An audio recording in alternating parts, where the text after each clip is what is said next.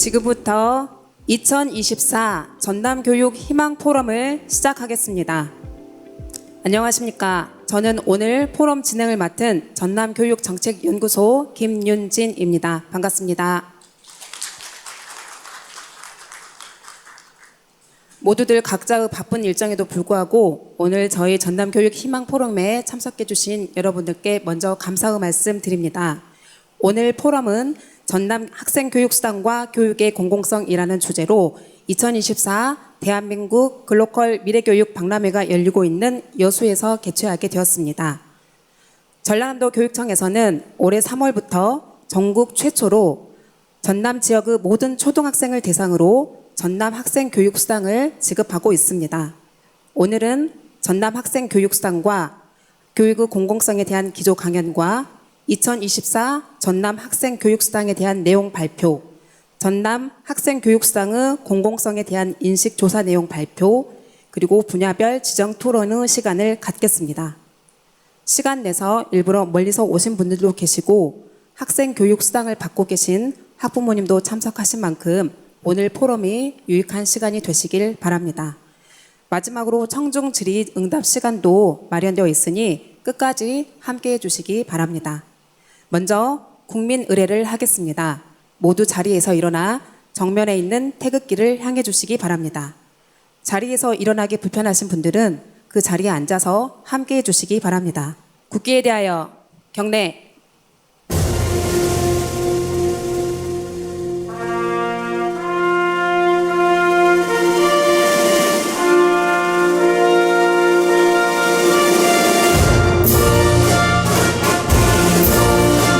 자랑스러운 태극기 앞에 자유롭고 정의로운 대한민국의 무궁한 영광을 위하여 충성을 다할 것을 굳게 다짐합니다.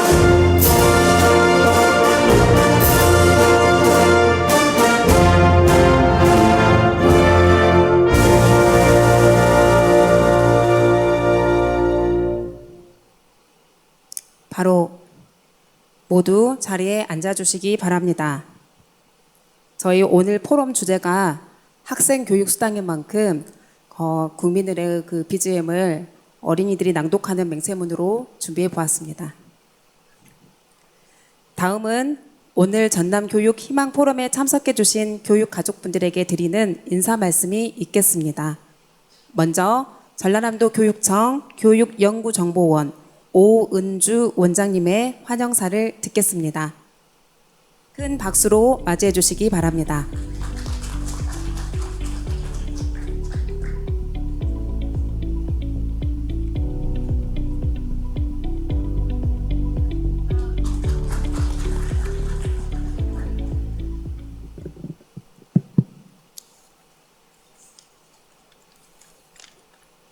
안녕하십니까. 저는 전라남도 교육청 교육연구정보원 원장 오은주입니다. 5월 마지막이 된 것 같습니다.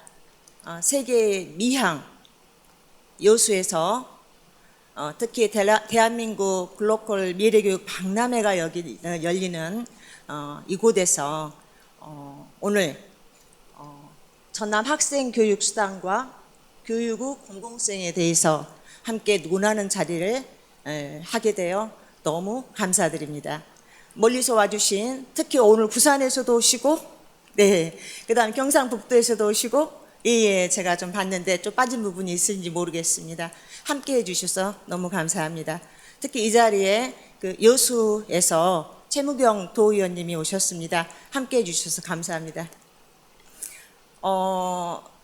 이 글로컬 박람회에서 첫 기조 강연을 하버드 대학의 마이클 샌들 교수님이 오셔서 했고요.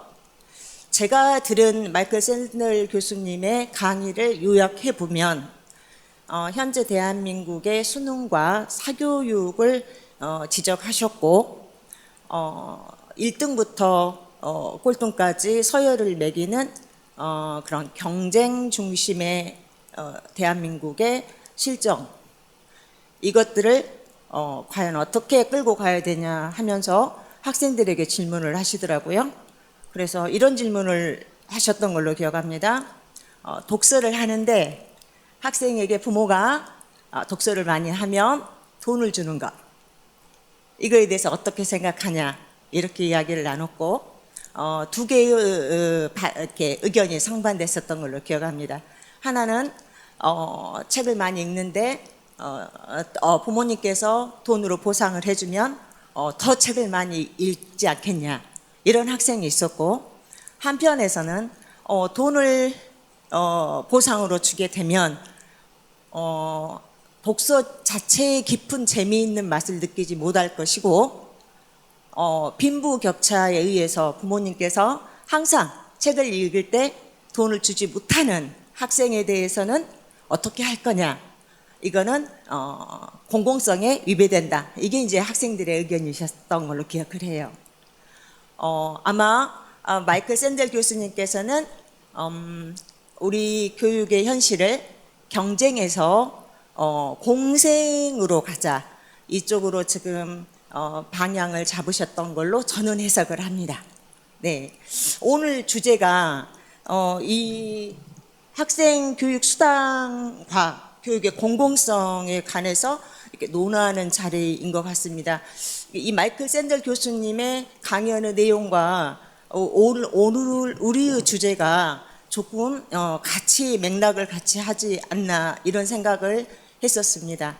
오늘 여기 오신 분들이 그 전라남도에서 처음으로 학생들에게 농어촌 학생에게는 10만 원, 월 10만 원, 그 다음에 도시 학생들에게는 5만 원, 이제 예산 때문에 그래서 초등학생들한테 이렇게 처음으로 이거를 나눠주고 있습니다. 현재 학생들은 가장 많이 그 사용처가 도서 구입이 가장 많았던 것 같고요. 아직 안 쓰고 있는 학생들도 있었는데 돈을 한꺼번에 많이 모아서 크게 쓰고 싶다 하는 학생도 있었던 것 같습니다. 과연 이제 우리가 지자체에서 먼저 시작을 했는데 이것들이 우리 교육 공공성 면에서 한번 논해보자 하는 자리가 이 자리인 것 같습니다. 많은 석학들과 연구원님들, 그 다음에 함께 참석해 주신 관람객 여러분들이 오늘 좋은 의견으로 함께 새로운 제안을 해주시면 그 제안한 내용들이 전라남도 교육정책 또는 우리나라 교육정책의 공공성에 대해서 어떤 재현이 되지 않을까 기대해 봅니다. 멀리서 와주시고 또 관심 가져줘서 이렇게 딱딱한 자리지만 여기에 진심으로 관심을 가져주셔 참석해 주신 모든 분들께 감사드립니다. 감사합니다. 네, 원장님 인사 말씀 감사합니다. 다음은 오늘 포럼에 대한 축하 인사 말씀을 전해드리겠습니다. 축사는 여수울 지역구인 조계원 국회의원님과 전라남도 의회 여수 출신 최무경 의원님으로부터 듣겠습니다. 조계원 국회의원님은 바쁜 국회 일정으로 참석이 어려워 영상으로 축사를 전해왔습니다. 먼저 조계원 국회의원님의 영상을 보시겠습니다. 존경하는 교육과정 여러분 반갑습니다. 여러분들의 관심과 성원에 힘입어 제22대 여수울 국회의원에 당선된 조계원 국회의원 당선자입니다. 전남 학생교육수당과 교육의 공공성이라는 주제로 뜻깊은 포럼이 살기 좋은 미양 여수에서 열리게 된 것을 매우 뜻깊게 생각하며 진심으로 축하드립니다. 포럼을 정성껏 준비해 주신 김대중 교육감님을 비롯한 교육 관계자 여러분께 감사의 말씀을 드립니다. 전남 학생교육수당은 전남 학생들을 위한 기본소득으로 교육의 공평성을 실현하는 데 매우 중요한 역할을 합니다. 또한 교육은 국가의 미래를 준비하는 일이며 학생교육수당이 지역 발전에 기여할 수 있다고 생각합니다. 저는 경기도청 재임 시절 지역화폐와 연계한 기본소득이 직접적인 기본소득 수혜자뿐만 아니라 전통시장과 골목상권에서 사용되어 서민 경제에 활력을 불어넣고 분배의 정의를 실현하는 일석삼조의 역할을 하는 것을 보았습니다.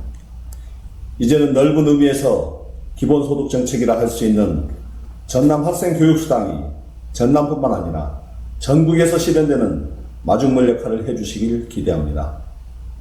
저 또한 민생정책 전문가로서 여러분들의 의견을 적극적으로 반영하여 전남 학생 교육수당이 잘 추진될 수 있도록 최선의 노력을 다하겠습니다.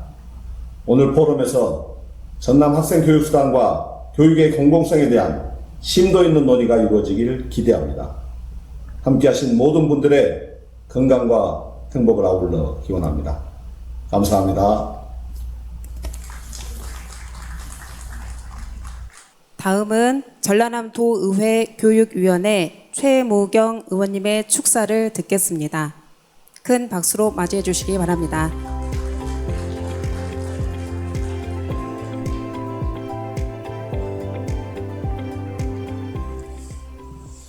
미양 이어서 온 것을 환영합니다. 인사드리겠습니다. 전라남도 의원 최무경입니다.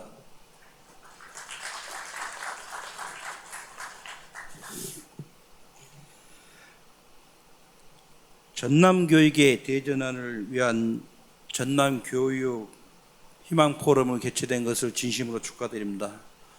존경하는 김대진 교육관님과 오은주 전라남도 교육청연구원 정보원 원장님을 비롯한 이 포럼 관계자 여러분들께 다시 한번 감사의 말씀드립니다. 더불어 오늘 포럼에서 기조 발제를 해주실 하봉은 경기대학교 교수님께 진심으로 감사하다는 말씀을 드립니다. 나아가 오늘 포럼은 대한민국 글로컬 미래 교육 박람회가 진행 중인 이곳 여수 세계 박람회장에서 열리게 되어 매우 뜻깊게 생각합니다. 여러분도 아시다시피 지금 외부에서는 우리 꿈 많고 대한민국의 미래를 짊어질 학생들이 많은 학생들이 오셔가지고 성황을 이루어 주셔가지고 저 역시도 무한한 감사를 느끼는 자리입니다. 잘 아시다시피 초고령 사회에서 진정한 우리 전남의 낮은 출산율에 대한 학력 인구 감소로 지역 소멸의 위기에 대한 당면이 있습니다. 특히 전남은 농산어촌의 경우 거주 지역 내 학교가 없는 마을이 계속 늘어가고 있는 교육 환경에 악화 일로로 계속 걷고 있습니다. 최근에는 남은 학교마저도 가파르게 학생 수가 감소함에 따라 전남 내에서도 농촌 간 교육의 양극화 문제는 파급성취돼서 격차뿐만 아니라 학교 및 지역사회의 교육 여건, 가정의 교육 지원 환경에 있어서도 그 격차는 심화된 것으로 계속 우려가 되고 있습니다. 이처럼 마을 공동체의 구심점 역할을 하는 학교가 사라지고 학생을 비롯한 주민들이 줄어든다면 지역의 성장 동력은 약해지고 지역 소멸도 이어지는 악순환이 계속될 거라고 생각합니다. 이에 지역을 살리는 교육을 통해 인구 절벽과 지역 소멸을 막아내야 한다는 절박한 시대적 요구의 위기의식에 바로 전남 학생교육수당이 시발점이라고 생각합니다. 이 시발점에서도 가감히 김대진 교육감님께서 전국의 17개 시도교육청 중에서 선두를 하고 있어서 아마 다른 교육청에서도 크게 관심을 갖고 지켜보고 있는 걸로 알고 있습니다. 이러한 배경에서 도입된 전남 학생교육은 학생들에게 균등한 교육의 기회를 누릴 수 있도록 지원한 것뿐만 아니라 지역 소멸의 위기에 대응하기 위한 것으로 교육이 중심이 되어 지역 위기를 극복하기 위해서는 전남 교육가족과 지역사회가 함께 머리를 맞대고 방법을 모색해야 된다고 생각합니다. 그런 의미에서 오늘 이 시간이 학생교육수당 도입 취지를 공감하고 다양한 제언으로 지혜를 모으는 소중한 시간이 되었으면 합니다. 전라남도 교육도의회에서도 전남 학생교육수당 정책이 도민의 공감을 이끌어내고 모두가 만족할 수 있는 결론에 도달할 수 있도록 고민하는 길에 함께 하겠습니다. 다시 한번 귀한 시간 내주셔서 포럼에 참석해 주신 여러분께 감사드리며 항상 건강과 행복이 가득하시길 기원드립니다. 감사합니다. 네, 의원님 감사합니다. 지역 소멸 위기와 지역 사회를 살리기 위해서 학생교육 수당이 꼭 필요하다는 말씀 새겨 듣겠습니다. 그리고 또 한 분의 저희 포럼을 위해 축하 인사 말씀을 전하신 분이 계셨습니다. 그 순천갑 김문수 국회의원님도 오늘 저희 포럼을 위해 축하 말씀을 전하셨으나 역시 국회의 바쁜 일정으로 참석하지 못하셨습니다. 김문수 국회의원님의 축하 말씀은 자료집에 수록되어 있으니 꼭 한번 읽어주시기 바랍니다. 너무 절묘한 타이밍입니다. 다음은 저희 김대중 전라남도 교육감님의 격려사 말씀을 들을 순서인데 아주 타이밍 맞게 입장하고 계십니다.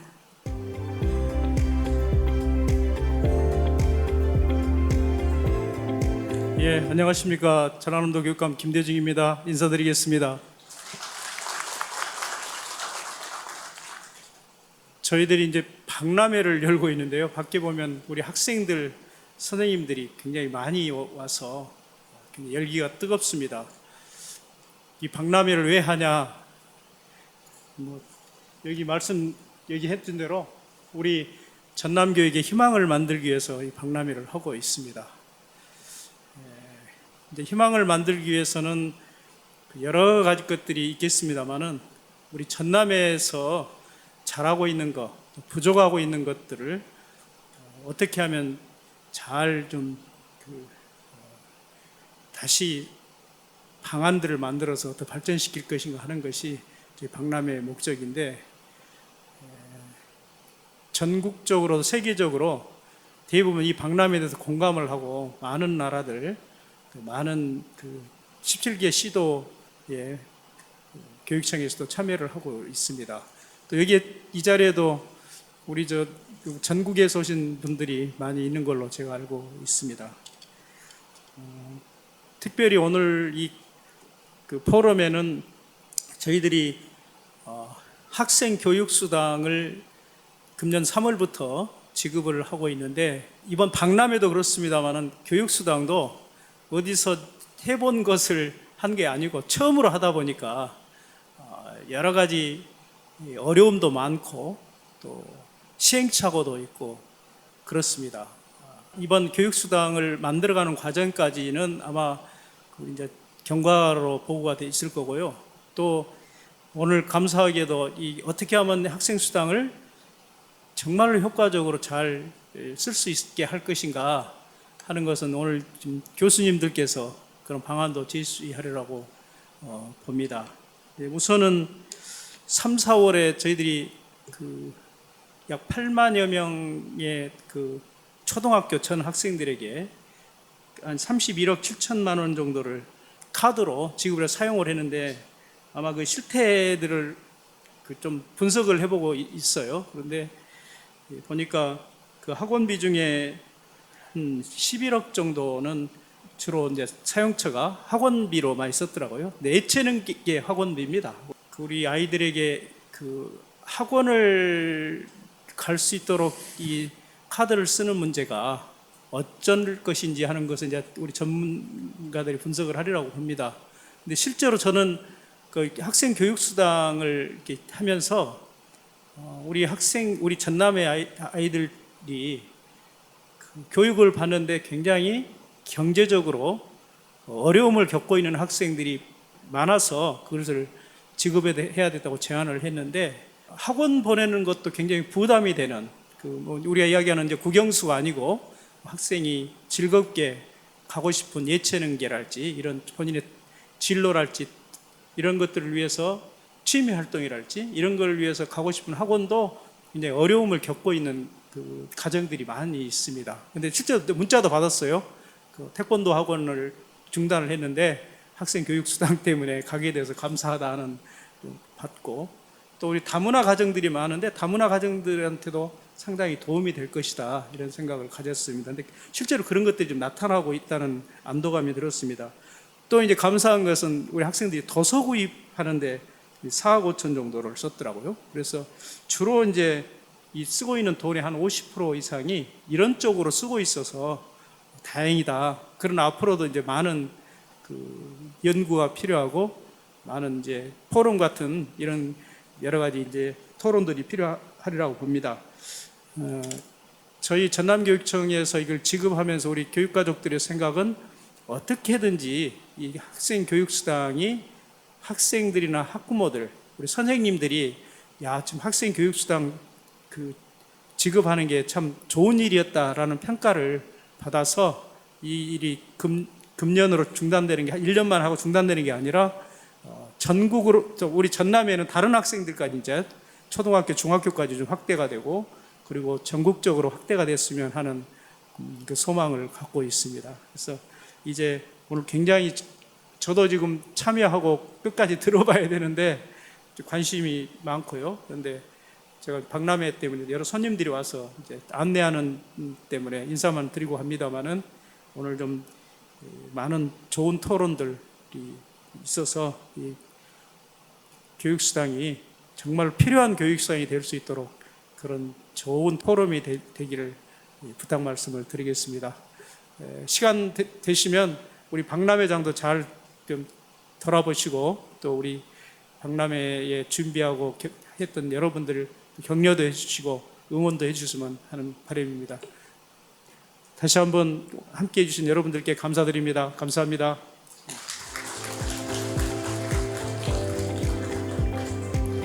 교육감님, 오늘 인사 말씀 감사합니다. 말씀처럼 전남 학생 교육 수당이 학생들의 꿈과 미래를 열어주는 미랄이 되기를 소망합니다. 다음은 오늘 참석하신 내빈들 기념사진 촬영이 있겠습니다. 내빈들께서는 무대 위 자리에 함께해 주시면 감사하겠습니다. 오늘 참석하신 패널분들께서도 무대 위로 올라가 같이 사진 촬영을 해 주시기 바랍니다. 어떻게 구호를 조금 한번 해볼까요? 그 관련 슬로건, 그때 학생교육수당 슬로건 공모를 했는데 그 당선작 중에서 학생교육수당은 학생들의 꿈과 미래를 위한 희망 씨앗이라는 그런 말이 있었습니다. 그래서 오늘 구호는 희망으로 한번 해보겠습니다. 전남 학생교육수당은 희망이다.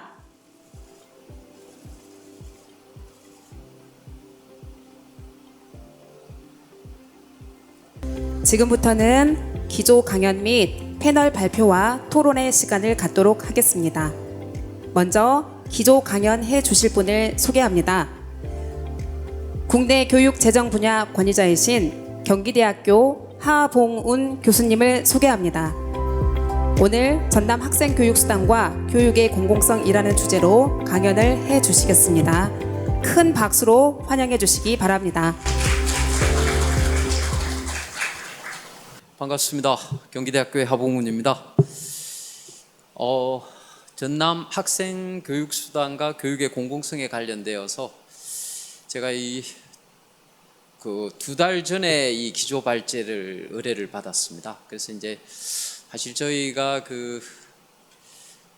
제가 교육 재정을 전공한 지 25년이 되었는데 아마 이렇게 큰 행사에서 기조 발제를 하게 된 것은 처음이어서 제가 너무 흥분을 해가지고 60개의 슬라이드를 준비하는 그런 치명적인 실수를 저질렀습니다. 제가 이게 기조 발제가 보통 1시간 정도 하는데 제가 발표를 최종적으로 준비하고 나니까 20분 안에 정리하라 그래가지고 제가 10년 전에 우리 학교 학생이 첫 주례를 제가 의뢰를 받아가지고 A4 용지 5개 준비했다가 중간에 축사를 갖다가 중단하는 사태가 있었습니다. 주례사가. 그래서 굉장히 지금 상당히 당혹스럽습니다. 이게 지금 보니까 이제 이 교육수당에 관련되어서 아마 전라남도 교육청에서 하시고자 하는 말씀이 너무 많으셔서 아마 제가 이제 관련되어 있는 도입부만 제가 말씀을 드리고요.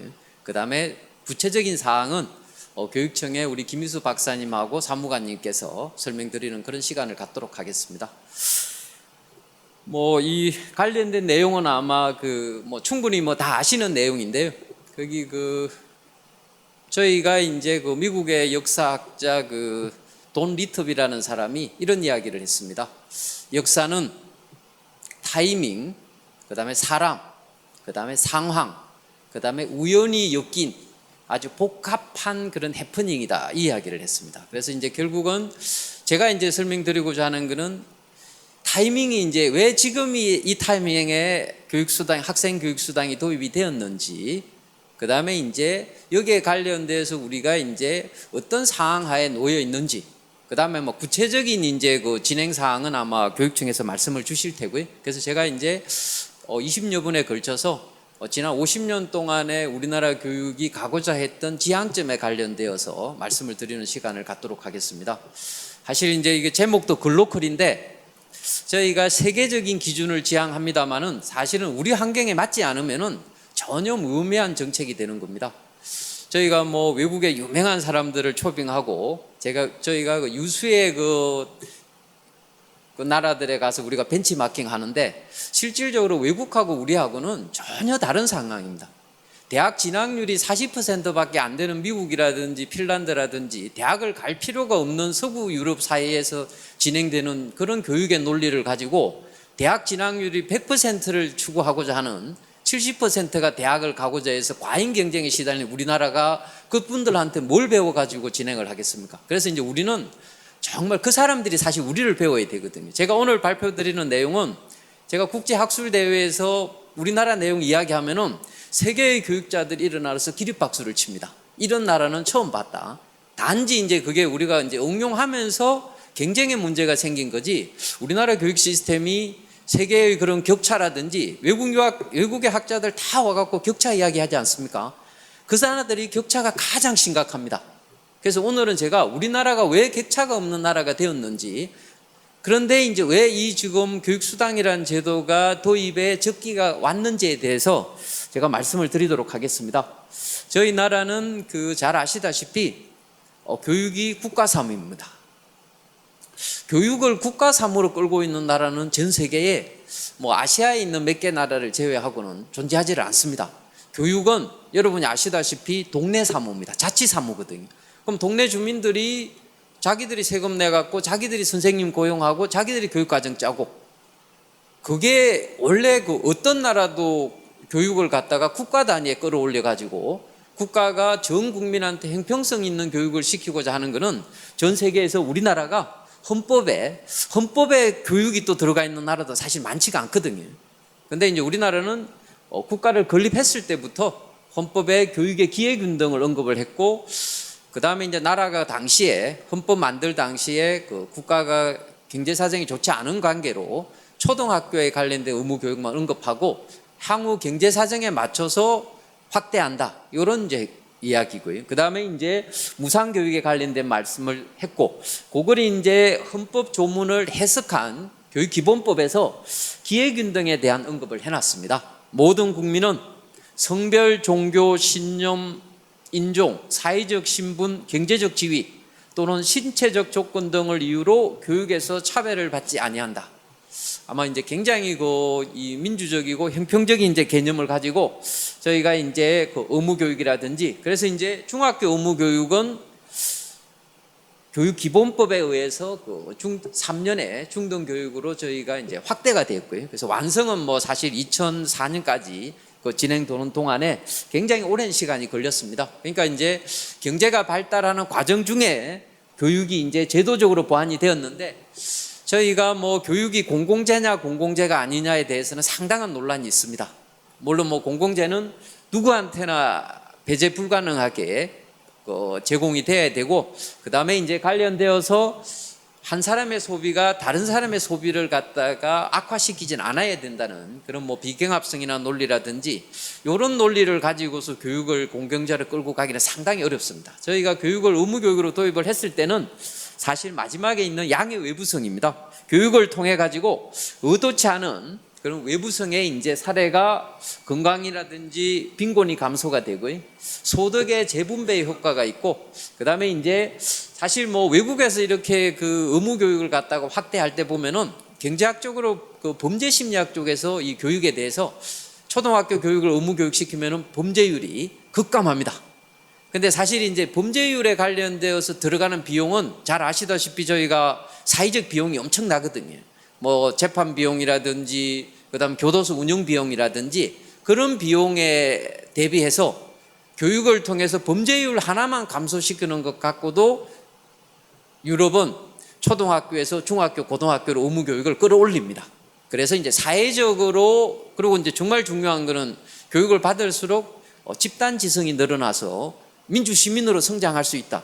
이런 기본적인 우리가 갖고 있는 내용인데 우리는 처음부터 우리가 이런 개념을 가지고 우리가 저기 교육을 도입한 게 아니고 처음부터 우리는 국민의 기본권으로서 교육을 헌법에 조문을 받은 그런 정말 대표적인 그런 교육 선진국이다 이렇게 보시면 될 것 같고요.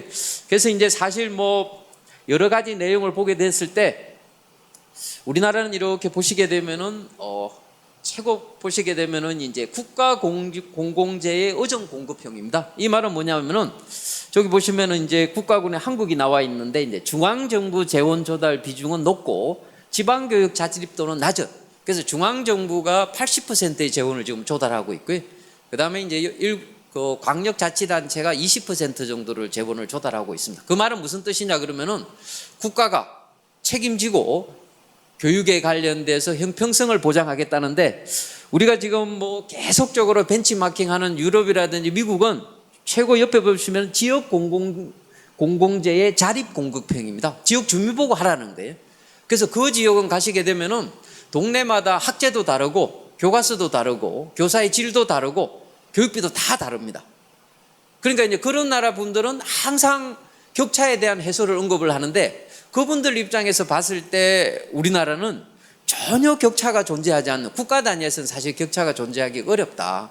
그래서 저희가 이제 그런 측면에서는 상당한 선진국인데 저희가 여전히 그 학문적 사대주의에 빠져가지고 계속적으로 이렇게 외국의 그런 사례들에 대해서 지나치게 의존하는 게 아닌가. 지금 OECD에서 발표한 공식적인 그 국가 재정의 유행에 의해서도 근데 이제 실질적으로 보시게 되면은 이제 우리가 속해 있는 국가 공공재의 의정 공급형에는 사실 이렇게 뭐 눈에 탁 튀는 그런 OECD 선진국들이 들어가 있지는 않습니다.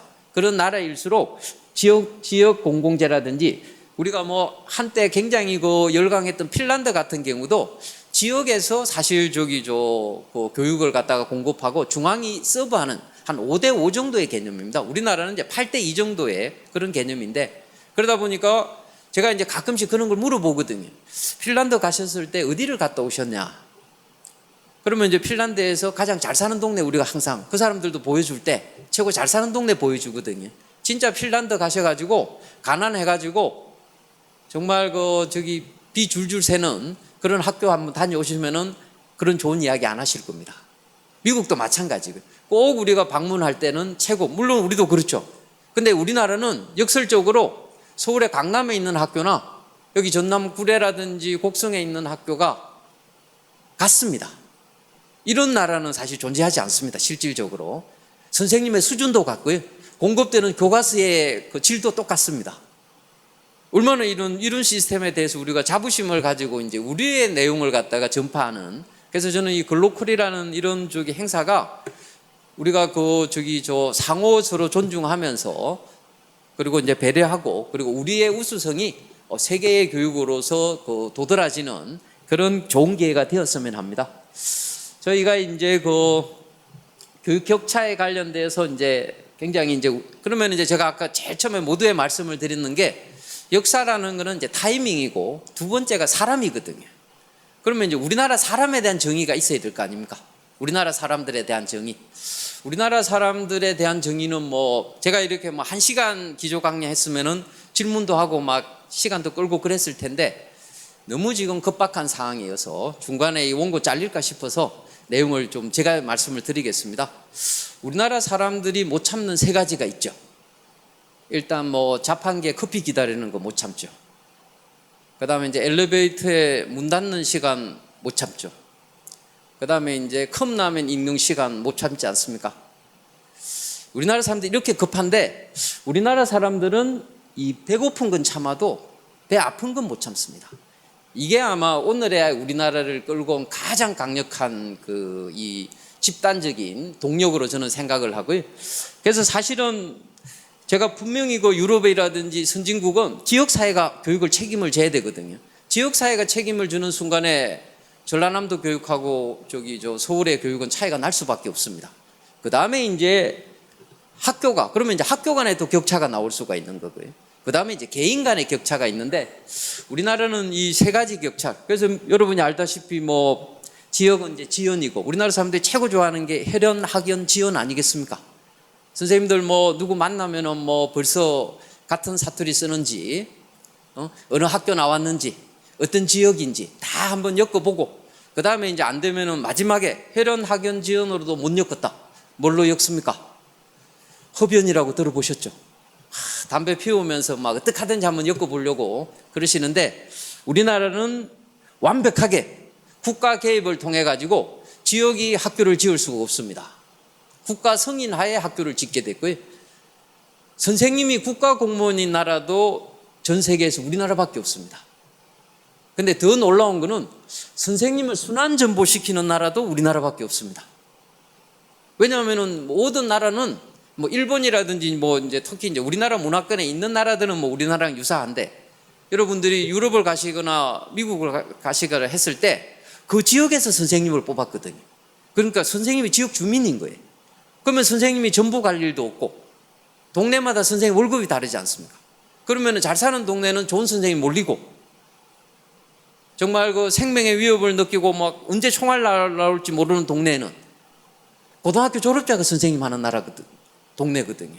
그러다 보니까 이제 그런 격차가 우리나라에 들어왔을 때는 우리나라가 이 변인을 완벽하게 묶어가지고 국가 주도의 이 격차가 얼마나 커진다는 것은 상당히 이제 악화되고 있습니다. 제가 이제 타이밍적인 측면에서 말씀을 드리는 것은 이렇게 제도를 도입했음에도 불구하고 국민들한테 전체적으로 평준화를 갖다가 시켰더니만 여전히 결국은 이제 저희가 이 결정적으로 저희가 못 막은 게 개인 간의 개인이라는 게 결국은 이제 IQ에 관련된 내용이 아니고 가정 변인입니다.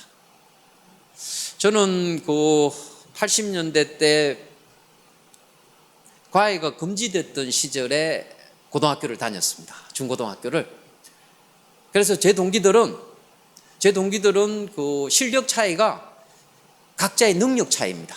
누가 IQ가 높았고 누가 집중력이 높았고 가정의 변인이 전혀 개입을 못했습니다. 그러다 보니까 저희는 공정하다고 생각합니다.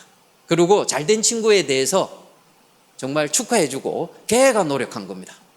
근데 이제 제가 대학을 가고 그 이후에 국민의 행복 추구권에 의해서 90년대 때 과외가 풀리는 바람에 지금의 사실은 모든 우리나라의 교육의 격차는 개인의 격차에서 가정 변인의 격차가 굉장히 큰 상수로 작용을 했고요. 이 격차가 결국은 뭐 격업론이라든지 계층 이동론이라든지 그러다 보니까 결국은 이제 이 저출산까지 이어지는 상당한 사회적 악순환 고리에 접어들었습니다. 그러다 보니까 이제 이런 우리나라만의 독특한 이런 격차에 대한 보정 방안을 고민해야 될 시기가 왔다. 그래서 뭐 예전에 지금 뭐 개천에서 용 쏜다 그랬는데 뭐 지금 뭐 강남에서 용 난다 뭐 이런 이야기가 나올 정도로 불평등 지수라든지 격차가 그리고 뭐 우리가 예전에 제가 어릴 때는 맹모 삼천지교를 이 부모님의 놀라운 교육열이 훌륭한 이 명자를 만들었다 이렇게 생각했는데 사실은 무덤가에서 시장에서 주거단지로 이렇게 갔다는 이야기는 지역 간의 격차가 있다는 뜻입니다. 처음에 명자가 그린벨트 지역에 살았고요. 그 다음에 이제 두 번째로 상가 지역으로 옮겼다가 마지막에 명자 어머니가 강남 입성을 해가지고 명자를 굉장히 훌륭한 사람으로 그래서 명모 삼천지교는 사실은 교육의 사회적 변인에 관련된 내용입니다. 이걸 갖다가 이제 교육의 철학적 입장이라든지 교육열 관점에서 봐도 되는 거고 부모의 교육열 관점에서 봐도 되는 거고요. 근데 우리가 이사를 다닐 수밖에 없다. 그 다음에 명자의 여러 행동이 그 지역의 문화와 여러 변인에 관련된 상호작용 효과였다. 이런 걸 고려했을 때는 상당한 이제 시사점이 있는 거고 사실 저희가 이제 뭐 재정에 관련된 내용입니다. 수당은 이제 재정이거든요. 근데 이제 저희가 이제 재정을 갖다가 교육에 직접 쓰느냐, 간접적으로 쓰느냐에 대해서 이제 직접 교육비하고 간접 교육비로 나누고요. 간접 교육비는 이제 기회비용이 되겠습니다. 그 다음에 저희가 이제 공적인 회계 시스템에서 쓰느냐, 아니면 이제 사적인 시스템에서 쓰느냐에 따라서 이제 공교육비하고 사교육비로 나누고 부담 주체에 따라서 공부당 공교육비냐, 사부당 공교육비냐. 그래서 이제 사교육비는 뭐 잘 아시죠? 그래서 저는 이제 전남 학생 교육수당은 공부담 뭐겠습니까? 공부담 사교육비입니다. 일종의. 지금 저 국영수를 제외한 학원이라든지 요런 것들에 관련돼서 그래서 이제 우리가 공사를 구분하는 거는 회계 시스템에 이제 들어가야 되는데 공적인 회계 시스템에서 사적인 지출을 지금 하고 있는 그런 했는데 우리나라는 실질적으로 사실 사교육비를 묻게 되면 이제 완벽한 기회균등인데 사교육비가 헌법에 관련된 여러 사항에 논란이 있어서 묻기가 어려운 실정입니다. 그래서 이제 저희가 결국은 국가에서 그 지방교육재정교부금법이라는 아주 강력한 법이 있습니다. 지금 뭐 초중등 교육 재정이 그 지난 100조의 시대가 와가지고 상당히 지금 어려운 지금 뭐 고등이나 평생교육계에서 눈독을 들이고 있는 상황도 저희가 그 내국세의 20.79%라는 그래서 우리나라는 내국세의 5분의 1 이상을 초중등 교육에 쏟는 그래서 전 세계에서 이런 나라는 우리나라밖에 없습니다. 그러니까 우리나라가 그러니까 이제 이런 거 왜냐하면 재정이 안정화되었다는 이야기는 결국은 학교를 짓고 선생님을 고용하고 교육 과정을 운영하는 게 안정화됐다는 뜻입니다. 어떤 나라도 이 법을 통해 가지고 국민이 내는 내국세의 20.79%를 무조건 써야 된다. 이런 나라는 우리나라밖에 없다. 이런 말씀을 드릴 수가 있겠습니다. 그래서 이제 실질적으로 이제 뭐 제가 그 말씀드리고자 하는 내용은 혹시 이제 뭐 이 기조 강연 후에 여러 내용을 보셔야 되기 때문에 제가 이제 요 있는 내용은 제가 총괄적으로 설명을 드렸고요. 그래서 이제 이렇게 해가지고 우리나라가 지금 이제 이 학교 시설하고 교과서하고 교사 EBS 방송을 통해서 전국적으로 교육 과정을 균질화시키는 나라도 전 세계에 우리나라밖에 없습니다. 근데 이제 더 놀라운 거는 모든 학생이 같은 급식을 먹어야 되는 나라도 우리나라밖에 없습니다. 정말 이제 급식을 선생님들 뭐 유럽에 가시게 되면은 급식도 카페테리아입니다. 한식 먹고 싶으면 한식 먹고요. 중식 먹고 싶으면 중식 먹는 거지. 모든 국민한테 똑같이 당의 학교의 학생이 똑같이 물론 이제 영양사님의 이제 그 재량 사항에 의해서 미원이 들어가느냐 안 들어가느냐는 뭐 상당한 그런 이제 사항들입니다만은 실질적으로 굉장히 우리나라가 이제 형평성을 지향하는 대표적인 나라였다는 말씀을 드리겠고요. 수직적으로 보면 이제 기회균등에 관련되어서 이제 하는데 사실 뭐 다양한 저희가 이제 관련되어서 저희가 이제 교육급여에 관련되어서 이제 사회보장법에 교육급여가 있습니다. 근데 이제 저희가 이제 개입을 갖다가 결국은 이제 뭡니까?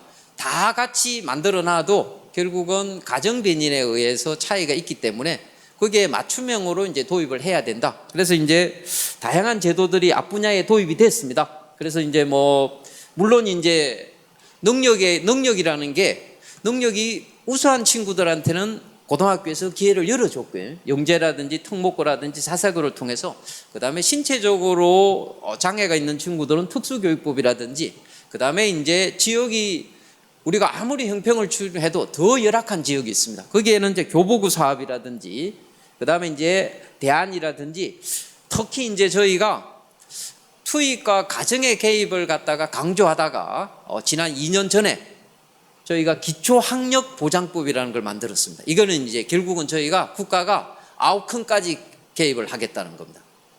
이렇게 투입과 가정에서 산출문까지 국가가 최저학력을 보장해서 최소한의 성취 규정을 충족시키겠다고 법을 만들어서 운영하는 그런 실질적인 나라는 전 세계에 우리나라밖에 없다. 이런 말씀을 드릴 수가 있겠고요.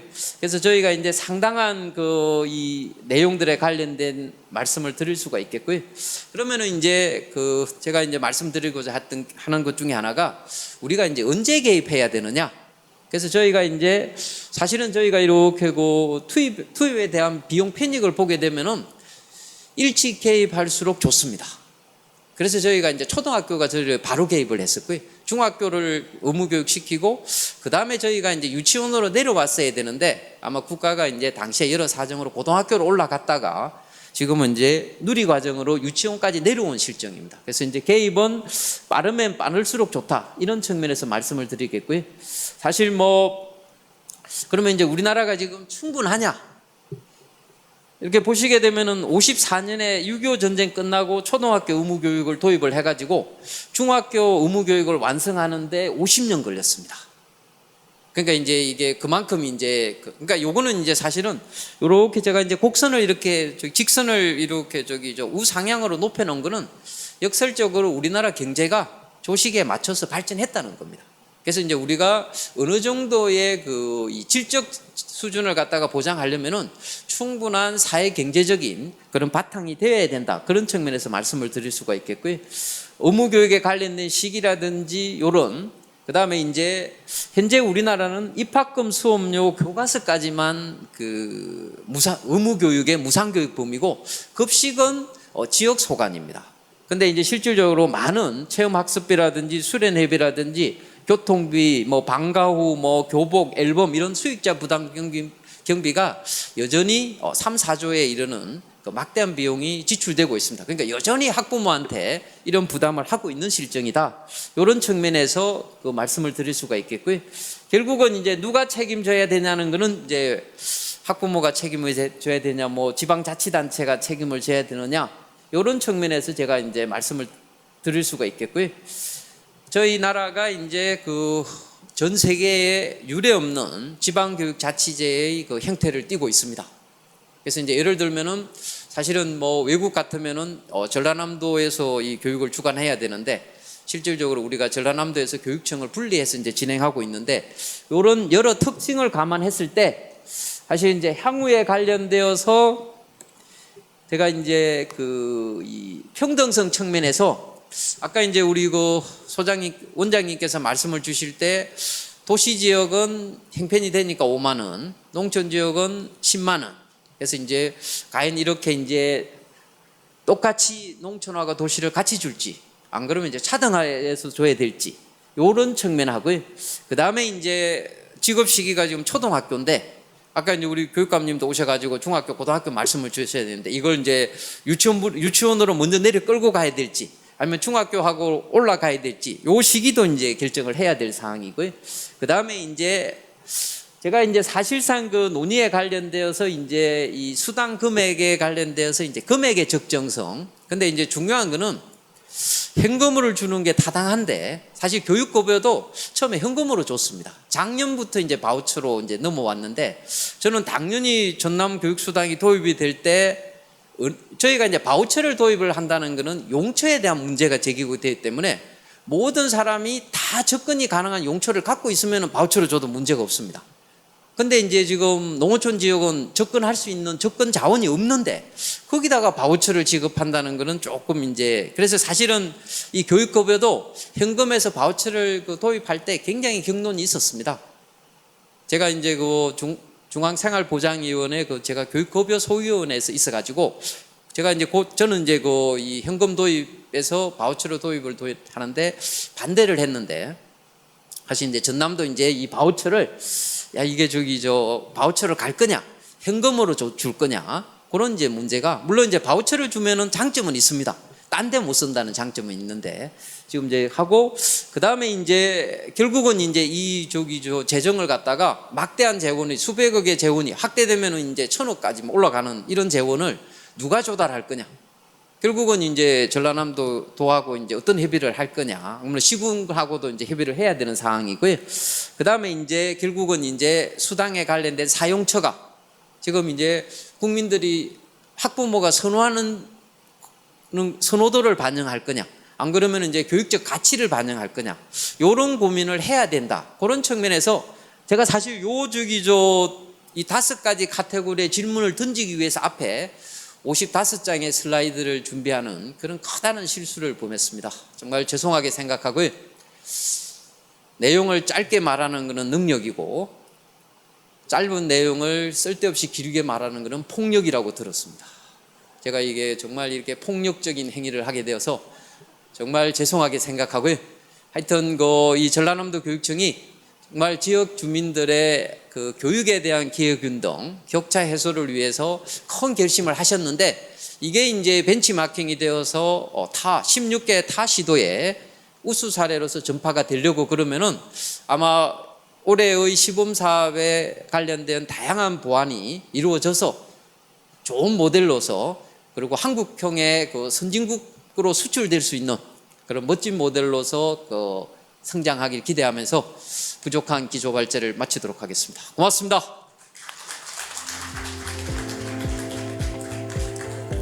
하봉훈 교수님 너무 감사합니다.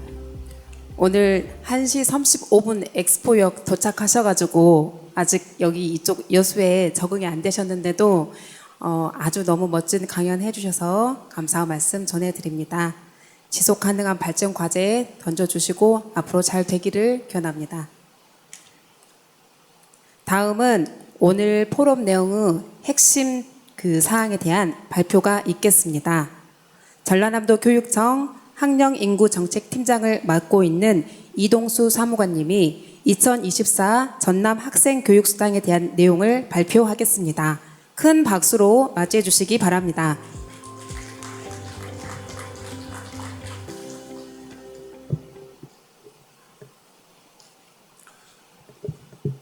안녕하십니까. 전라남도 교육청 학령인구정책팀장 이동수입니다. 다소 학생교육수당이라는 이 정책 사업이 좀 어렵고 부담스러울 겁니다. 그런데 제가 오늘 그냥 설명하기 앞서 하나의 그냥 구절을 먼저 하고자 합니다. 저희가 운이라는 단어를 뒤집어 읽으면 공이 됩니다.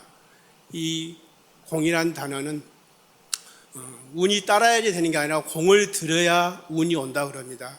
우리 삶에서 공든 탑은 절대 무너지지 않는다. 또 잘 이렇게 된다는 말이 있습니다. 사회적 지위가 중요한 게 아니라 모든 사람과 어떻게 더불어 베풀며 살 수 있느냐, 그게 더 중요하다 합니다. 우리 삶에 있어서 항시 공을 들면서 하루하루 살았으면 하는 바람으로 학생교육수당 설명을 시작하도록 하겠습니다. 현재 우리 도교육청에서 추진하고 있는 지역과 함께하고 학생들의 꿈 실현을 위해 지속 발전하는 전남 학생교육수당 사업에 대해 의의, 목적, 추진 경과 등을 중심으로 말씀드리겠습니다. 저희 전남 학생교육수당은 전남 학생들을 위한 기본소득으로 지역 발전에 기여하고 학생들의 교육받을 권리 보장을 위해 학생 복지를 증진시켜 자신의 꿈 실현을 지원하는 교육수당입니다. 사업 목적으로는 학생들의 자기주도적인 학습 능력 향상과 학부모 부담 감소, 지역 소멸 위기 및 인구 감소에 대응하고 학생수당 사용으로 교육 인프라 확충과 지역 경제 활성화에 기여하고자 합니다. 다음은 업무 추진 방향입니다. 학부모 부담 경감 및 교육 격차 해소 등으로 지속성 확보와 대상 및 지급액 확대 등으로 국가 정책으로 전환 촉진되기를 바라고 있습니다.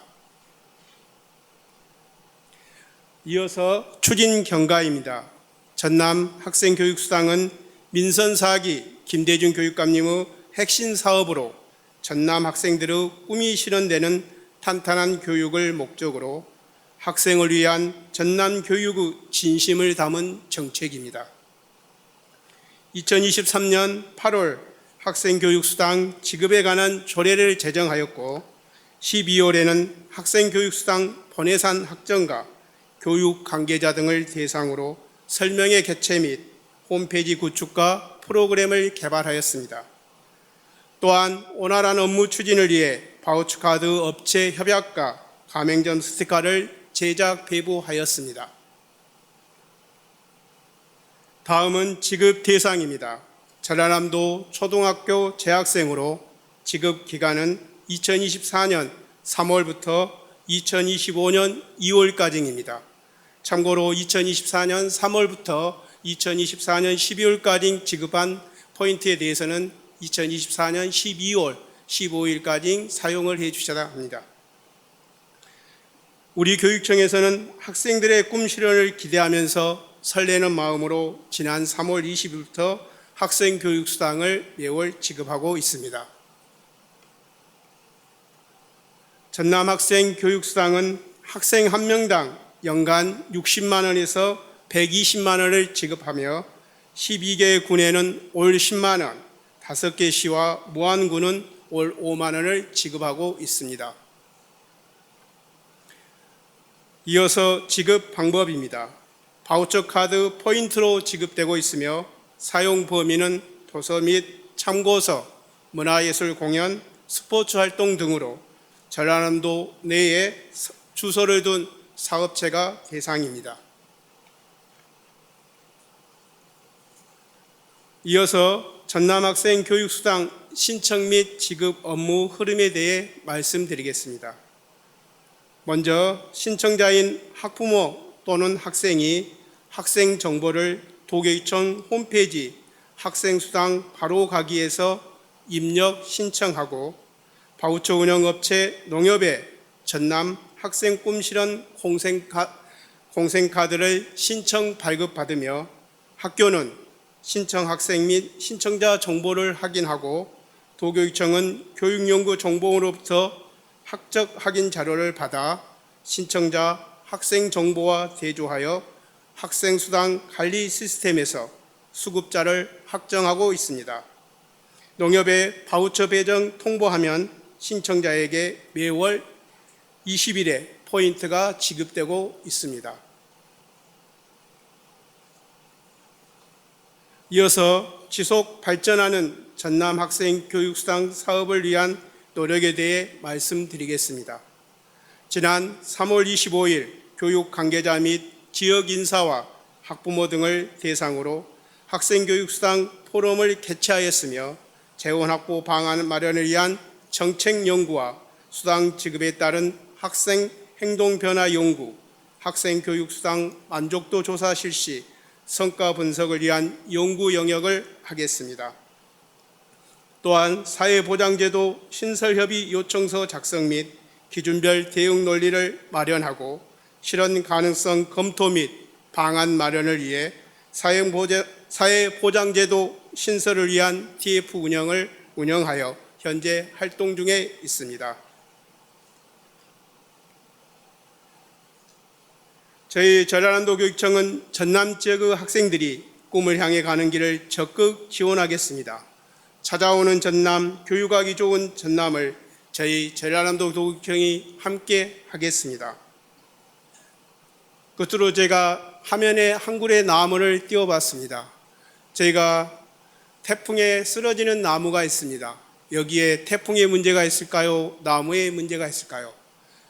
다들 태풍의 문제가 있다고 잠깐 생각할 수도 있지만 태풍에 쓰러지는 나무는 나무의 문제가 있다고 합니다.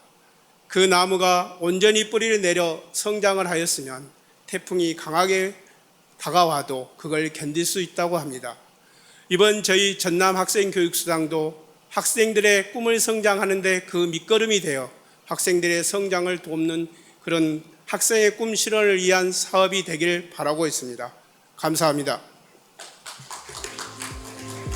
이동수 팀장님 수고 많으셨습니다. 감사합니다. 다음은 행정학 박사이자 학생교육수당 관련 연구를 수행하고 있는 전남교육정책연구소 김이수 연구위원이 전남 학생교육수당의 공공성에 관한 인식연구, 학부모와 학생을 중심으로 라는 주제로 발표를 해주시겠습니다. 지난 4월 전남의 초등학생과 학부모님을 대상으로 실시했던 전남 학생수당 설문조사의 결과 뚜껑을 여는 발표이기도 합니다. 귀를 쫑긋 세우고 들으시면 좋을 것 같습니다. 김희수 연구위원님을 큰 박수로 맞이해 주시기 바랍니다. 예, 안녕하십니까. 저는 전남교육정책연구소의 연구위원에 있는 김희수입니다. 실은 이 과제는 저를 비롯해서 저희 같이 있는 연구위원 네 분하고 지금 사회를 보시는 김윤진 선생님 같이 했습니다. 그리고 이 양이 솔직히 상당히 많습니다. 보시면 제가 저는 오늘 발표할 내용을 보니까 83장 정도 되더라고요. 다만 앞에서 하봉훈 교수님이 말씀하신 것처럼 저도 20분 안에 발표를 해야 한다는 압박감이 있습니다. 그래서 이 내용 중에 저희가 알고 싶은 내용들이 있습니다. 대부분이 학생교육수당은 어떻게 쓰이는가, 그리고 정말 이게 교육적으로 사용이 되는가, 그리고 향후에 이걸 어떻게 해야 될 건가. 실은 양은 많지만 이게 핵심적인 내용입니다. 그리고 이 내용이 많은 이유는 사실 학생 교육 수당에 대해서 많은 분들이 기본소득은 뭐고 학생 교육 수당은 뭐냐 이런 이야기를 많이 듣습니다. 그런데 생뚱없이 그냥 인식도만 발표하기는 좀 그러고 해서 이론적인 측면을 좀 어느 정도는 좀 해서 체계적으로 이거는 이렇게 나왔다. 이거를 알려드리기 위해서 양이 많아졌습니다. 그래서 저희가 발표하는 내용의 핵심은 사실 인식도 조사고 여기에 관련 앞에 분야는 이론적인 분야이기 때문에 이론적인 분야는 제가 간략하게 스킵하면서 좀 넘어가도록 하겠습니다. 그렇게 하면 20분 약간 초과하더라도 어느 정도 좀 발표가 되지 않을까 그 생각을 합니다. 다만 여기서 핵심적인 내용은 제가 몇 개 그때는 좀 강조를 하도록 하겠습니다. 그럼 바로 발표를 하겠습니다. 사실 그림을 보시면 이게 학부모님들 의견입니다. 다양한 의견입니다. 저희가 이제 설문지 중에 마지막에 학부모님들이 학생 교육수당에 바라는 내용을 써보라고 그랬습니다. 그랬더니 많이 나오는 게 뭐 사용처가 다양했으면 좋겠습니다. 그리고 감사하다는 의견도 나오고 또 금액을 올려달라는 의견도 나옵니다. 그리고 또 대부분이 보면 또 사용처가 더 많았으면 좋겠다. 실은 이 뒤에 결과도 거의 비슷하게 나옵니다. 그리고 다음은 학생들 조사입니다. 학생들은 학부모님들에 비해서 훨씬 긍정적입니다. 왜냐하면 지금까지 이런 걸 받아본 적이 없는 경우가 많고 하기 때문에 그래서 실은 저는 학부모님들 의견도 중요하지만 학생들 의견이 더 중요한 게 아닌가 그 생각을 합니다. 그래서 이런 의견들을 봐보면 사실 학생들 의견들은 고맙다는 의견이 좀 많습니다. 그리고 사용처가 좀 많았으면 좋겠다. 또 하나는 왜 내가 이걸 작성해야 될까 하는 불만도 있습니다. 그래서 이렇게 해서 이 두 가지 결론을 내기 위해서 뒤에 설명을 하는 겁니다. 사실 뭐 제목 목차는 그냥 보시면 될 것 같아요. 처음에는 기본소득이 뭐냐. 그리고 실은 공공성이라는 개념이 중요합니다. 그래서 공공성이 뭐냐. 그리고 여기에 관련해 가지고 학생들하고 학부모들은 어떤 인식을 갖고 있느냐. 그리고 사용처에 대한 겁니다. 가장 관심이 많을 겁니다. 사용처가 어떻게 됐느냐. 실은 이 사용처에 대한 분석은 방금 하신 그 교육자치과 실은 이쪽 분야에서 많은 도움을 줘가지고 우리 쪽에서 신병근 박사님이 발표를 한 겁니다. 그래서 공동으로 한 겁니다. 보시면 뭐 왜 학생 교육수당은 지급했는가는 뭐 잘 아시겠죠. 일단 공공재입니다. 전남 같은 경우는요. 다른 지역에 비해서 사교육비가 20만 원 이상 차이가 납니다. 서울에 비해서 20만 원 정도 적습니다. 그래서 어느 정도 교육의 복지나 공공성 차원에서 학생 교육수당의 정당성은 확보를 할 수가 있습니다. 그리고 뭐 기본소득이라 하는 게 있습니다. 이거야 뭐 사람들이 워낙 옛날에 전에 이재명 뭐 민주당 대표나 이런 분들이 주장을 했던 기본소득이 과연 그 당시에는 퍼주기다 이런 식으로 해서 많은 비판이 있었지만 사실 여기에 대한 찬성은 도리어 가장 자본주의가 고도화됐던 미국의 자본가들이 또 더 주장을 합니다. 대표적인 게 뭐 지금 많이 나오는 저희 페이스북에 했던 CEO 그리고 이런 분들이 많이 주장을 합니다. 근데 이 목적은 저희하고 약간 다릅니다. 다만 제가 주장하는 거는 기본소득에 대한 거 이런 분야는 이미 시대적인 흐름이 됐다. 그렇기 때문에 여기에 대한 흐름을 우리도 대응을 해야 한다는 이야기를 하고 싶습니다. 그리고 뭐 기본소득의 유형은 많습니다. 우리가 과연 학생 교육수당이 전남 학생 교육 기본소득이냐 아니냐 이거는 기본소득의 유형에 따라서 연구자의 유형에 따라 다른데 저는 기본적으로 이건 맞다. 물론 뒤에 다르다고 할 수도 있습니다. 그리고 뭐 학생 교육수당이 보편성 그러니까 기본소득 중에 여러 가지 요소를 충족해야 뭐 기본소득이다 하는데 제가 봤을 때는 전남 학생 교육수당은 보편성이랑 무조건 개별성 측면에서 기본소득의 성격을 지니고 있다고 생각을 합니다. 그리고 이거는 앞에서 뭐 설명을 하셨으니까 저도 하고 뒤에 같은 경우는 여기는 제가 보시면 지방자치단체에서는 전남 학생 교육수당과 비슷한 수당들을 지급을 하고 있습니다. 보시면 다른 지역들이죠. 예상 밖으로 많습니다. 그런데 교육청에서는 서울시 교육청과 전북교육청이 여기는요 학교 밖 청소년한테 지급을 합니다. 여기에 대한 의문을 가지실 필요가 있어요. 왜 교육청은 이걸 안 하고 자치단체는 할까? 그거는 재원의 구조가 다릅니다. 저는 이 분야보다는 아무튼 이런 거는 마음하고만 할 수가 있다. 그걸 좀 이야기를 하고 싶습니다.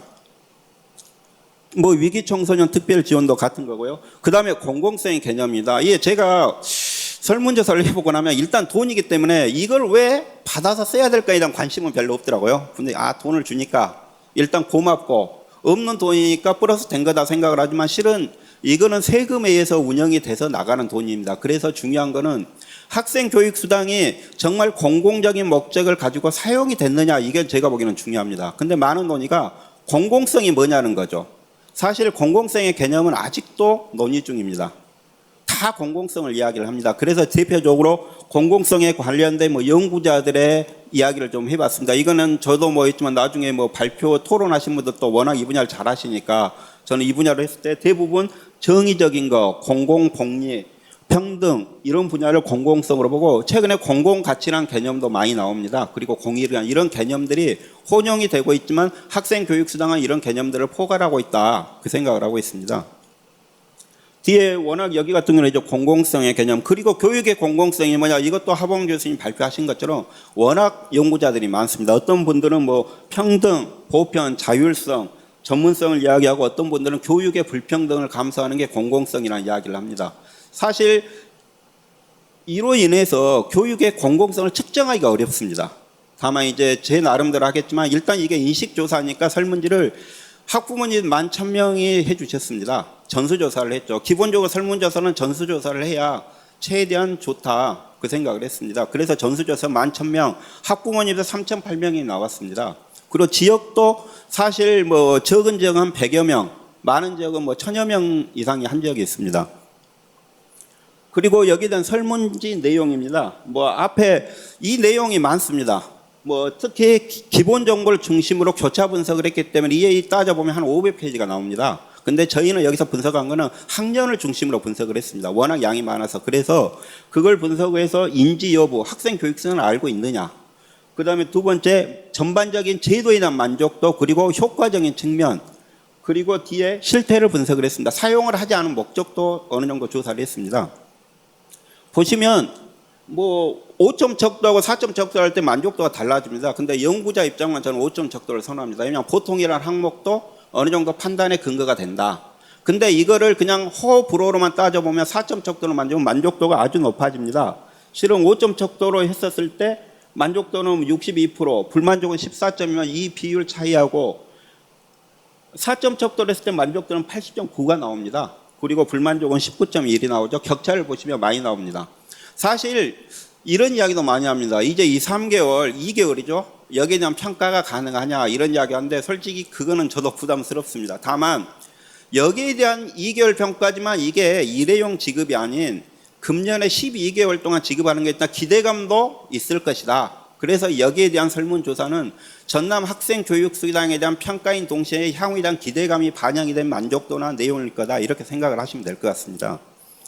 그래서 뒤에 같은 경우는 실은 조사했던 항목들을 평균치로 한 겁니다. 왜 그냥 워낙 양이 많아서 이게 이제 전체 만족도의 3.8은 학부모들입니다. 근데 왜 만족도가 저희가 5점 척도로 봤을 때 3.8이면 4가 0.8이 그냥 80% 이하로 떨어진데 이유가 다 있습니다.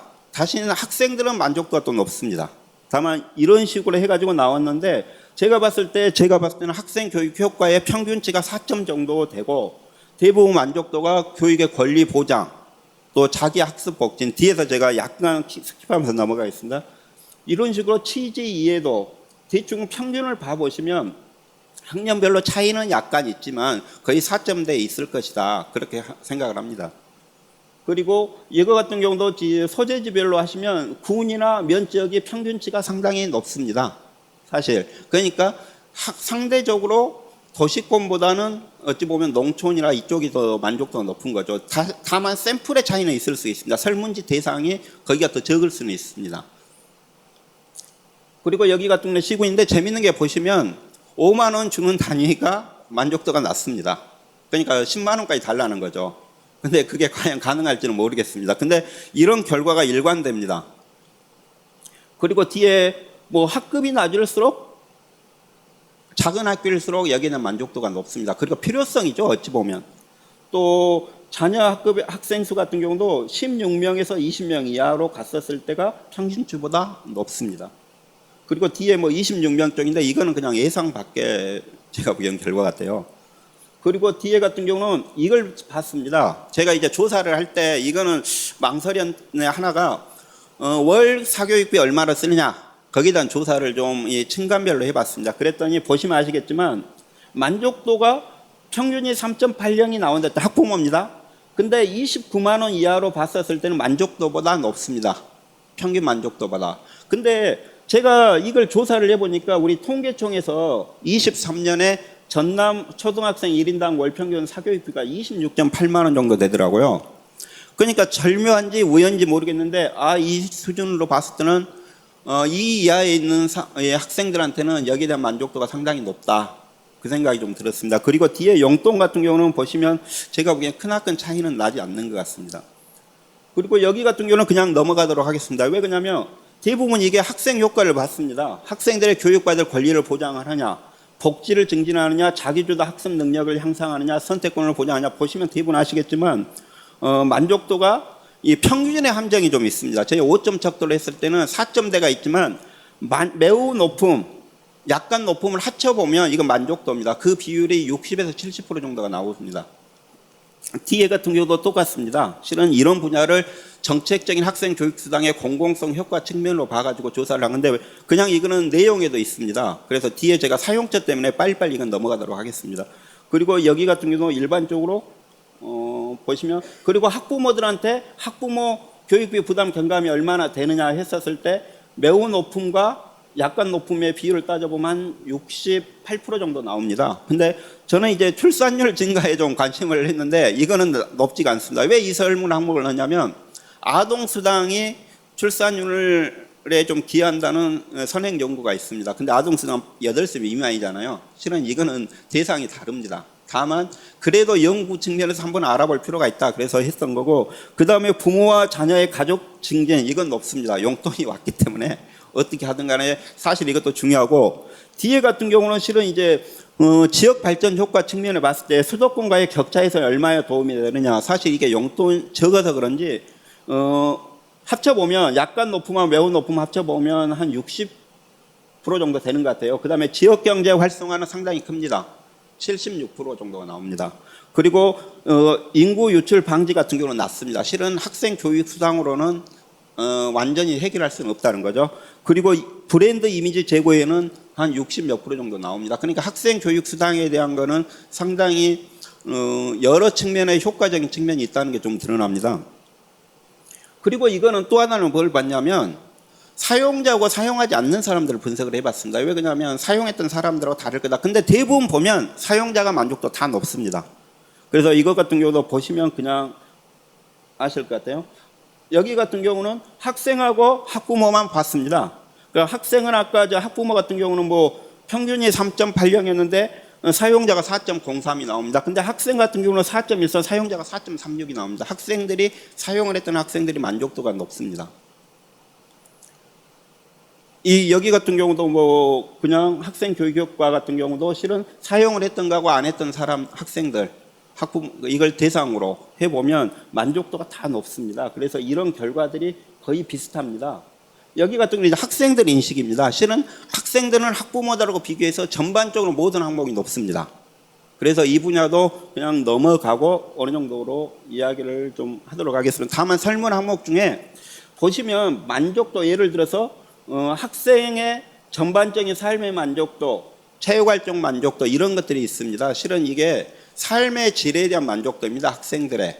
그래서 이런 만족도 항목들도 많이 높습니다. 그래서 이런 항목들 같은 경우도 상당히 좀 높은 걸로 나옵니다.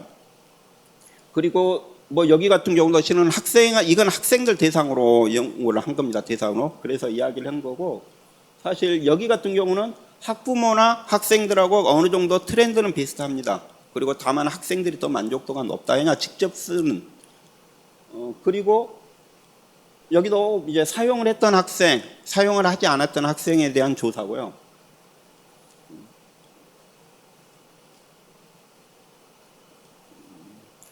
사실 이게 많이 나옵니다. 지금 저희가 이제 5월 한 초순까지 10일 정도까지 학생 교육 수당이 원래는 지급이 86억 정도 됩니다. 그러면 여기서 사용을 했던 게 31억 정도입니다. 사실 사용을 다 안 했는데 이게 과연 비율이 적냐? 저는 적다고 생각을 안 합니다. 뒤에 보면 설문 항목에 보면 왜 이 정도밖에 사용을 안 했는가에 대한 조사가 나옵니다. 그래서 이 정도 항목도 많이 나왔고 이걸 보시면 대부분 순천, 지역별, 업종별, 분류별 사용 내역들이 다 나옵니다. 이건 한번 보시면 될 것 같아요. 그리고 뒤에 같은 경우 뭐 여기도 초등학교 현황들, 여수시, 그다음에 학생 같은 경우도 순천이나 여수, 목포, 광명 대부분 도시권입니다. 사실 이런 데 같은 경우는 사용처도 많을 거고 또 예상 밖으로 학생들도 많기 때문에 이쪽이 좀 많이 사용이 됐을 거라고 생각을 합니다.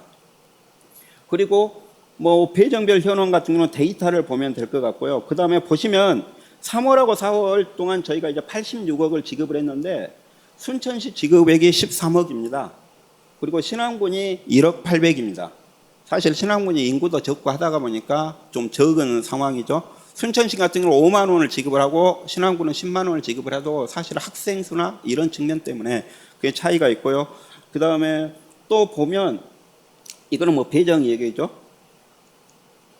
신청 현황입니다. 사실 저희가 신청을 가장 많이 했던 건 화성군입니다. 그리고 강진, 광양이고 신안군이 가장 낮습니다. 그러니까 아까 말씀해 드렸던 것도 사용 내역도 좀 적을 것 같아요. 그리고 시군별 사용 내역을 봐보시면 이것도 앞에 비슷합니다. 순천시가 가장 많이 사용을 한 거. 이것도 비슷하죠? X는 목포시가 가장 많이 사용한 걸로 나옵니다. 사용 건수도 실은 순천시가 많이 사용한 걸로 나옵니다. 대부분 이런 지역은 도시권이죠. 그리고 동별 배정 보니까 동이 음이나 면에 비해서는 더 많습니다. 사용 현황 같은 경우도 보시면 저렇게 나옵니다. 실은 동별로 해가지고 나오는 거죠. 읍면동 같은 경우도 실은 읍 지역에 가장 사용 금액이 많고 동, 그 다음에 면적으로 나옵니다. 여기 같은 경우도 지역별로 나옵니다.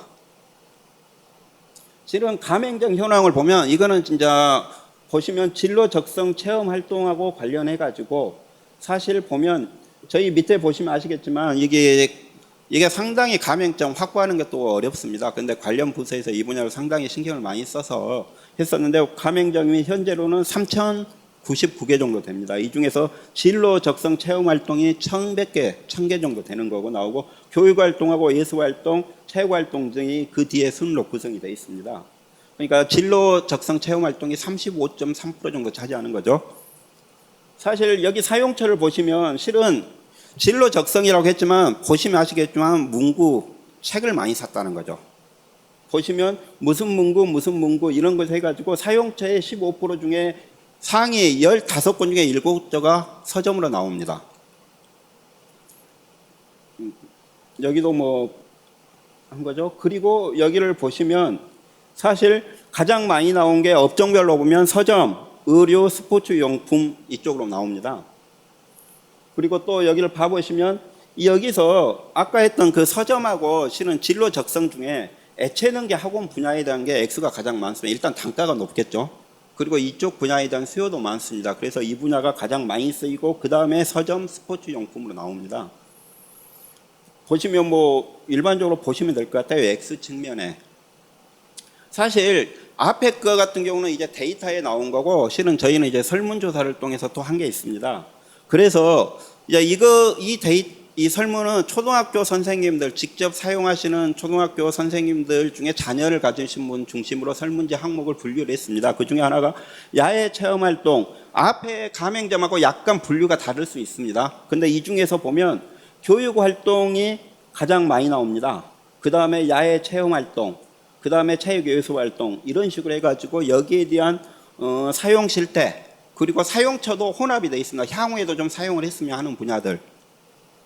그리고 야외 체험활동 중에서 가장 많이 사용이 되는 데가 실은 키즈 카페나 캠핑 이런 분야에 많이 사용을 하고 있다. 이건 설문조사 결과입니다. 앞에 있던 데이터하고 약간 차이는 있을 수 있습니다. 그리고 체육활동 같은 경우는 실은 체육 프로그램 참가비 그리고 예술활동 같은 경우는 예술체험활동 프로그램 참가비 쪽에 많이 쓰이는 걸로 그리고 향후에도 쓸 것이다 이런 조사가 나옵니다. 그리고 교육활동 같은 경우는 보시면 비율이 좀 비슷합니다. 특히 학원비, 독서실, 그 다음에 교습비, 도서 구입비가 많이 나옵니다. 그리고 진로 적성 체험활동 중에 가장 많이 차지하는 게 보시면 애체능계 학원비, 교습비가 많이 나옵니다.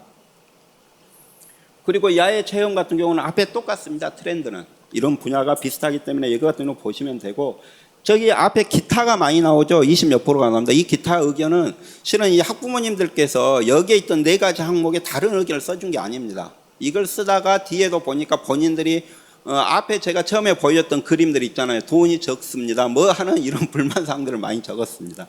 분석을 해보니까. 그리고 학생들 희망순위입니다. 학생들도 거의 비슷합니다.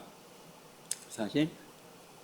그래서 또 하나는 저희가 학생 교육수당을 많이 사용을 했던 걸로 나오지만 또 사용을 하지 않은 이 설문조사는 앞에 가맹점 양쪽으로 분석했던 거 차이는 좀 있습니다. 그래서 조사를 했던 게 첫 번째는 금액을 모아가지고 사려고 했던 학부모가 가장 많습니다. 그리고 두 번째 같은 경우는 아직 구체적으로 계획을 세우지 않은 학부모도 있습니다. 왜 그러냐면 이게 뒤에 2월이 되기 때문에 굳이 현재 안 쓰려고 해도 계획이 세우면 세울 수가 있다는 이야기입니다. 그리고 학생들 같은 경우도 실은 금액을 한꺼번에 모아서는 학생교육수당 사용 방법을 모른다는 것 때문에 사용을 안 했다는 이야기도 있습니다. 그리고 또 하나는 계획이 없다. 아직 구체적인 계획을 세우지 못했다.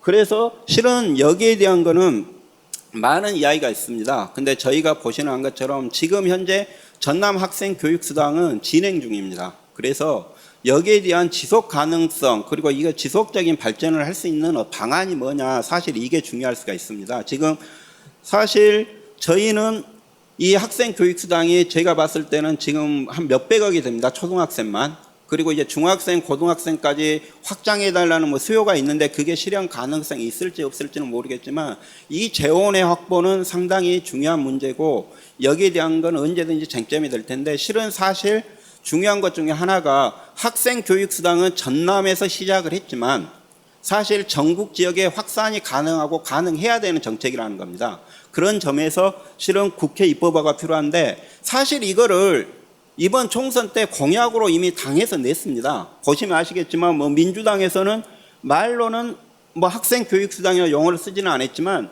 우리 아이 키움카드라고 해서 18세부터 월 20만 원까지 아동 바우처를 지급하는 걸로 공약을 냈습니다. 저희는 지금 초등학생만 대상으로 10만 원에서 5만 원을 지급하는 거죠. 사실 이 공약은 정치권에서도 관심이 있다는 겁니다. 그래서 이런 공약으로 우리가 입법화에 대한 게 필요하다.